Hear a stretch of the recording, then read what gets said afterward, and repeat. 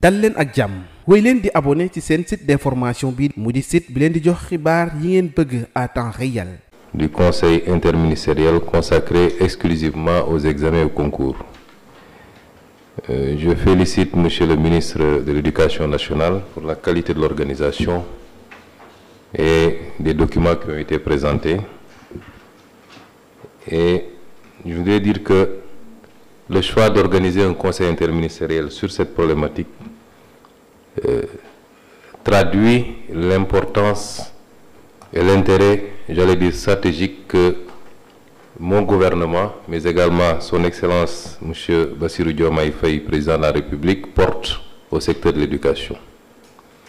Pour nous, il y a des priorités, et ces priorités, c'est que les Sénégalais doivent manger bien et pas cher. Les Sénégalais doivent se soigner, mais les Sénégalais doivent surtout s'éduquer.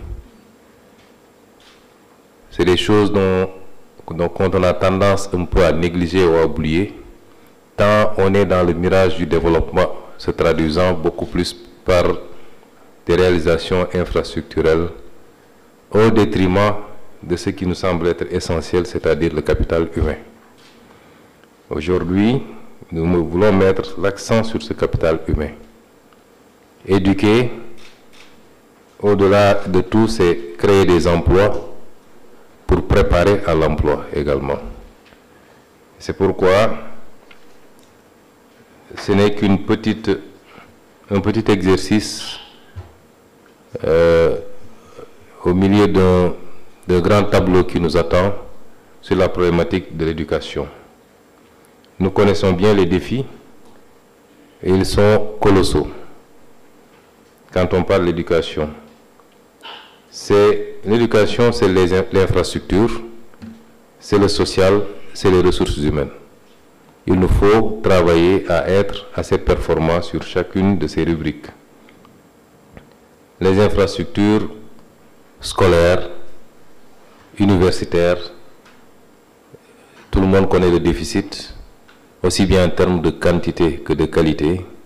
Nous ne pouvons pas envisager sérieusement réaliser nos objectifs en termes de développement sans y travailler à résorber ce gap. Sur le plan des ressources humaines également, il y a à continuer à travailler tant sur le plan quantitatif recrutement, mais également sur le plan qualitatif formation continue, formation initiale. Le social, c'est tout ce qui doit accompagner du préscolaire à l'université, tout ce qui doit accompagner l'étudiant ou l'élève, particulièrement ceux qui sont issus de familles assez défavorisées et pourtant qui peuvent être dotés d'un potentiel quelquefois au-dessus de la norme. Il nous faut travailler sur tous ces paramètres et y travailler rapidement, parce que quelqu'un l'a dit tantôt, je crois que c'est le ministre de l'Éducation, ce qui fait la différence entre les nations en termes de progrès, c'est le degré d'éducation, la qualité de l'éducation. Ce conseil interministériel, comme je l'ai dit tantôt, les conseils interministériels sont ponctuels, sont consacrés à une question précise qu'il faut évacuer. Dans les semaines et dans les mois à venir, nous allons peut-être avoir beaucoup d'autres rendez-vous sur un certain nombre de questions.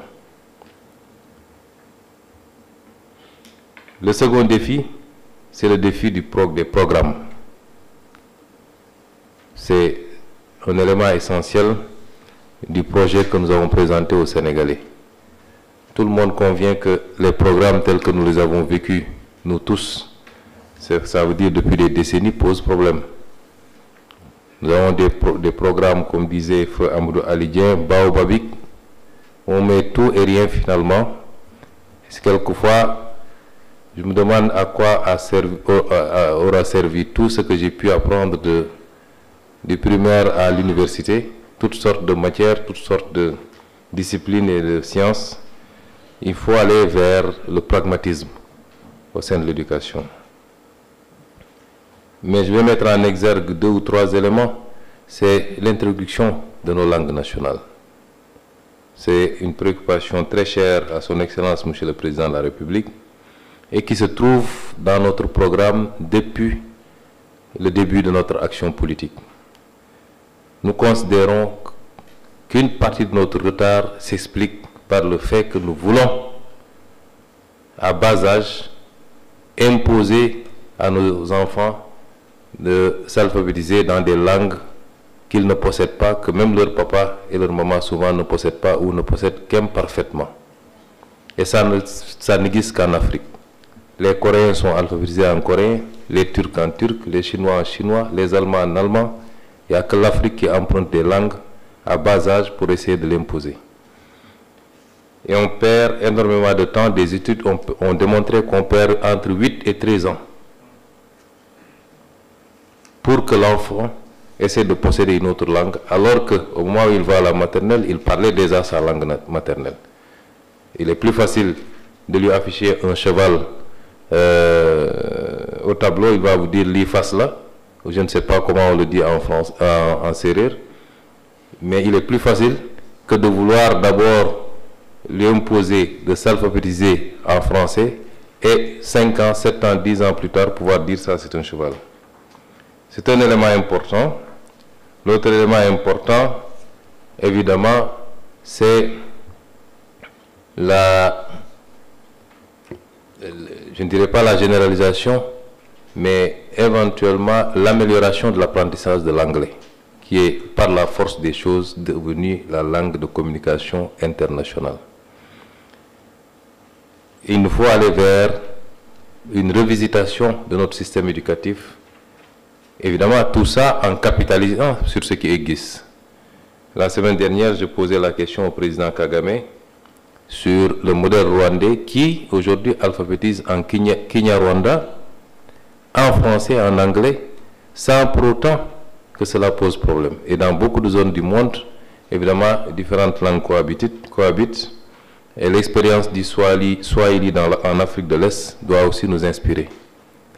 Et posséder plusieurs langues est une richesse et non pas un appauvrissement. Je donne quelques orientations sur les réformes ou la direction que nous voudrions donner au système éducatif sénégalais de manière générale. Sans compter maintenant l'obligation que nous avons de faire monter en puissance l'éducation scientifique. Nous sommes dans un monde de sciences. Et sans pour autant stigmatiser les élèves ou les étudiants qui font d'autres branches. Et c'est tout l'intérêt du débat qui a été posé ici sur les séries. On nous a trop parlé de séries. Nous tous, on a été, avant c'était les A, B, C. Maintenant c'est, je ne maîtrise même pas, L1, L2, S, etc. Et beaucoup d'entre nous ont pu passer d'une série à une autre. D'une série scientifique particulièrement souvent à une série littéraire parce que le contraire est moins évident. Et nous pensons que c'est des pistes de réflexion que nous devons approfondir parce que à un certain niveau, au niveau supérieur, certains sont sortis d'ici avec un bac littéraire mais sont retrouvés à faire des études de comptabilité ou des études d'économie appliquée, forcément donc de la mathématique. Et ils ont pu s'en sortir très facilement. Donc il faut réfléchir à ces systèmes. Et j'écrivais tout à l'heure à monsieur le ministre de l'Éducation nationale, je disais que je vais t'envoyer au Japon pour que tu voies le modèle japonais. Parce que je suivais l'autre jour un reportage à la télé sur le modèle japonais. Mais c'est des modèles inspirants et il nous faut sortir de notre zone de confort et des traditions héritées pour aller voir ce qui se passe ailleurs. Et donc le point d'attention, le principal point d'attention, c'est sur l'état civil. Et nous attachons beaucoup d'importance. Moi, j'ai été maire pendant 2 ans. Le premier problème que j'ai eu en tant que maire, ça a été sur l'état civil. J'ai été obligé de relever l'officier d'état civil et de saisir la justice parce qu'il est inadmissible que des citoyens de manière générale et particulièrement des enfants soient victimes des négligences même pas, des fautes d'agents qui ne font pas ce qu'ils doivent faire, ou alors pour des raisons liées au monnayage, se retrouvent à délivrer le même papier à 50 personnes.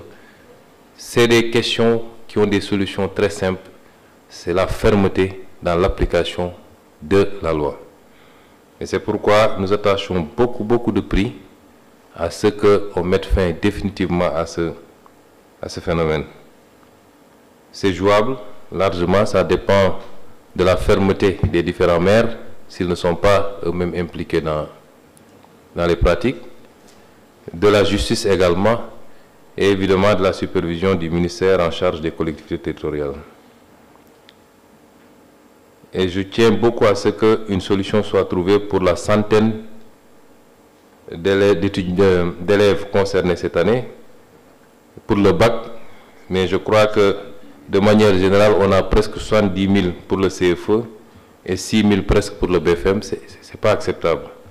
Et un des intervenants l'a souligné, il ne faut pas que ce problème nous rattrape l'année prochaine. Nous ne pouvons pas donner la garantie qu'il sera totalement réglé, mais qu'il soit largement résorbé, c'est extrêmement important.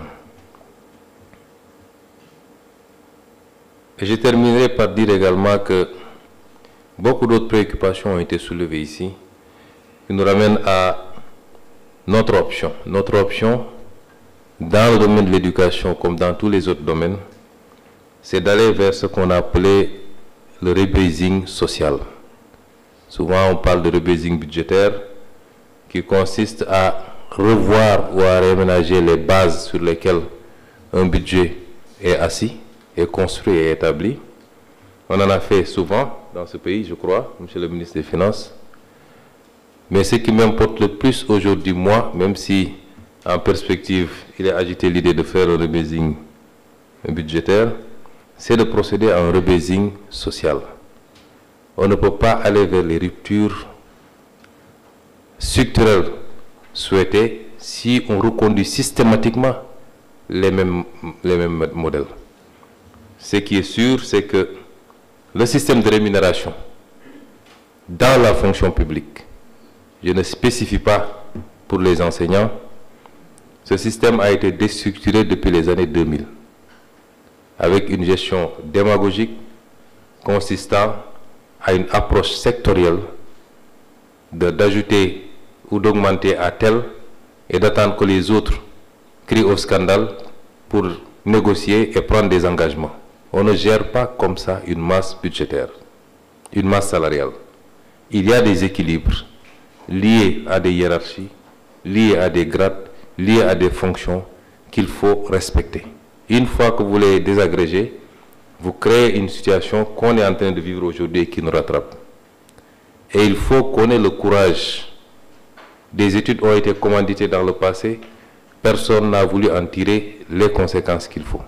Il faut qu'on ait le courage aujourd'hui de revenir à une discussion sincère et sérieuse sur la question pour assainir et stabiliser définitivement cette problématique.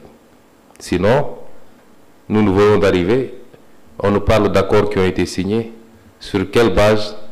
Parce que des augmentations ont été données avec des buts souvent inavoués, j'allais dire même politiciens.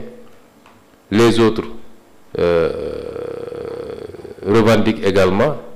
Quelqu'un a soulevé la question de la grève au niveau des collectivités locales.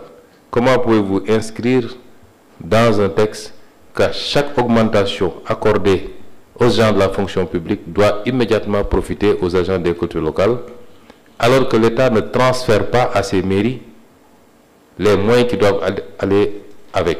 Quelle est la mairie au Sénégal qui peut suivre le rythme? Il n'y en a pas. Donc, ces questions, on ne peut plus les adresser ou les examiner de manière sectorielle.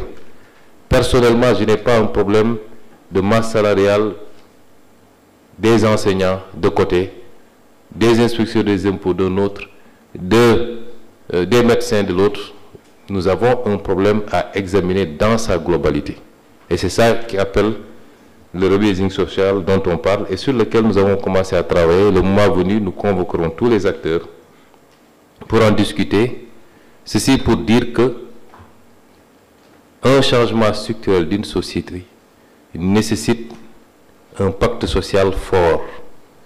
On ne change pas un pays en un jour, on ne le change pas en 5 ans même dans sa globalité, mais il faut, à côté de la volonté politique affichée par les dirigeants, corroborer par les actes qu'ils posent et leur comportement.